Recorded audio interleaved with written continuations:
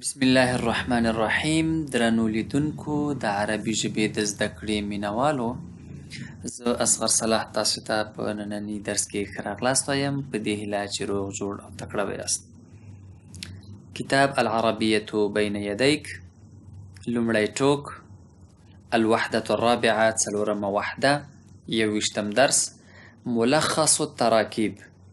کوم ترکیبونه یا جوړښتونه چې دي د هغې لنډیز نن وایو. د درس کې چې مونږ څومره وویل ته څه کوې، زه څه کوم، هغه څه کوي، زه فلانکی کار کوم، دغه په لنډ ډول په یو څو جدولونو کې دغه درسونه خلاصه شوي دي. اول الجدول الاول یا واحد اقرأ القرآن، زه قرآن کریم لولم. اکنس الغرفة، زه کوټه جارو کوم. اشاهد التلفاز، زه تلویزیون ګورم. اقرأ الصحیفة، زه اخبار لولم. اغسل الملابس، زه جامې مینځم. دلته یو شی تاسې نوټ کړئ، هغه دا چې دلته مذکر او مؤنث هیڅ نه دی معلوم. دوهمه خبره پکې دا ده، یعنی کله چې زه د خپل ځان په هکله خبرې کوم نو مذکر او مؤنث پکې فرق نه کوي. دوهمه نقطه پکې دا ده چې موږ د حال په هکله خبرې کوو. اقرأ القرآن، قرآن کریم لولم، یعنی جریان لري. اکنس الغرفه، جارو کوم، یعنی جریان لري.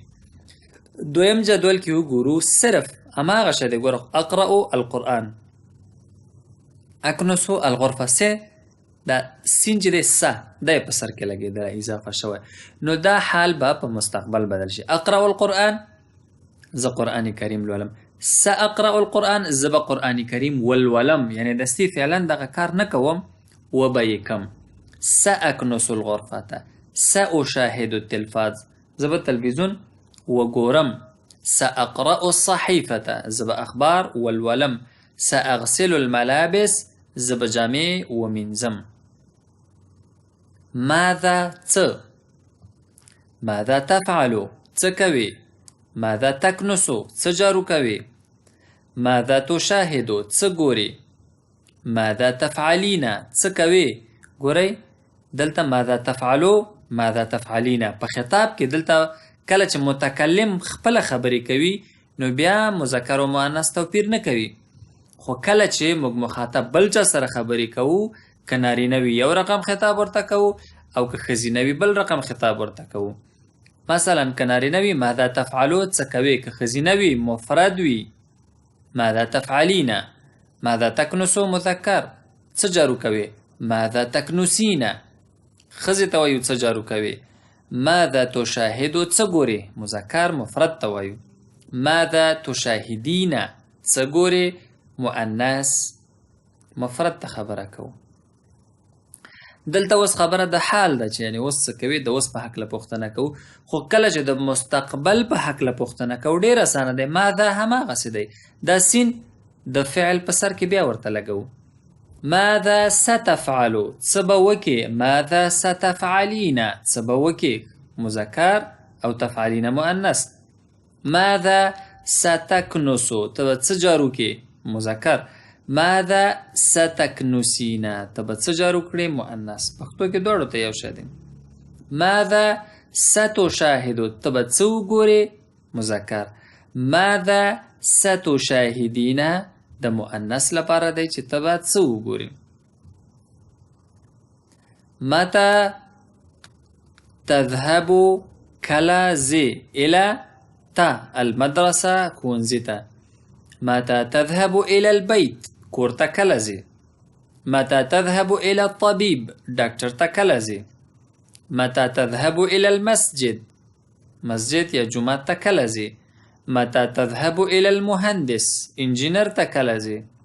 ګوره لږ فرق دی، بعضې خلک ډاکټر ته ځي، بعضې انجینر ته ځي. نو انجینر ته به خلک د څه لپاره ځي، دا سوال جوابول به تاسې ته پرېږدو. متى تذهب الى العم، تره ته څه وخت ځې. شپږم جدول کې ګورو، دا جواب شوي. اذهب الساعة الواحدة، یوه بجه ځم. اذهب الساعة الثانية، دوه بجې ځم. ګوره اذهب الساعة الثانية نه وایم، ځکه عموما ما مخکې ویلي دلته جمله ختمیږي او په عربي ژبه کې چې کله جمله ختمیږي هلته توقف کوو، په تای مربوطه چې توقف کوو په ها بدلیږي. اذهب الساعة وقف، الثانیه وقف، اذهب الساعة الثانیة داسې هم ویلی شو. اذهب الساعة الثالثة 3 بجې ځم. اذهب الساعة الرابعة 4 بجې ځم. اذهب الساعة الخامسة 5 بجې ځم. اذهب الساعة السادسة 6 بجې ځم. په 9 جدول کې ګورو. اصلي الفجر في الغرفة دا مو ویلی شو. اصلي الفجر في المسجد د سحر لمونځ کوم په مسجد کې. اقرأ القرآن في المصلى قرآن کریم لولم په جای نماز کې یا د مونځ په ځای کې.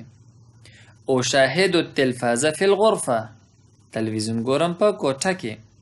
اغسل الاطباق في المطبخ پلیټونه یا کاسې مینځم په اشپزخانه کې. اغسل الملابس في الحمام جامې مینځم په تشناب کې. أين تصلي الفجر د سحر لمونځ چیرته کوې؟ أين تقرأ القرآن قرآن کریم چیرته لولې؟ أين تغسل الملابس جامې چیرته پرېمینځې؟ نو دا سوالیه جملې دي، سوال ترې کوو چې چیرته، أين کوم ځای کې، او چیرته د دواړو پوښتنه ده.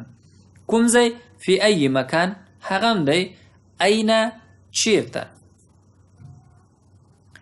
دا وه 80 نمبر صفحه د دغه جملې ملخص و تراکیبو د 4مې وحدې.